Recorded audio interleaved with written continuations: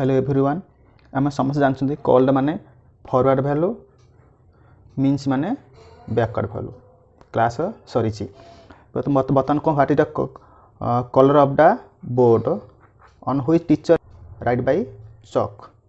तो कलर कौन से बोर्ड रो कौन ब्लैक बोर्ड कह जाए। तो आंसर कौन हम ब्लैक। तो ये आंसर ब्लैक मार आंसर भूल जाए। तो आर करेक्ट आंसर कौन देख ये कौन अच्छी कोल्ड अच्छी कोल्ड माने फॉरवर्ड वैल्यू। तो कौटे ब्लैक अच्छी देखो ये ब्लैक अच्छी। तो ब्लैक इज कॉल्ड कौन ऑरेंज। तो ये क्वेश्चन आंसर कौन हम ऑरेंज। तो ये क्वेश्चन रहा homework. Next question then which of the following is use for washing clothes. Cloth wash करबा कौन यूज करूँ सोप। देख कौटे सोप अच्छी ये सोप अच्छी ये सोप अच्छी बट ये कौन अच्छी देख मीन्स अच्छी मीन्स अच्छी माने मीन्स माने तो बैकवर्ड वैल्यू माने देखिए पूरा सोप रो बैकवर्ड कौन अच्छी बटर। तो ये क्वेश्चन पे आंसर कौन हम बटर।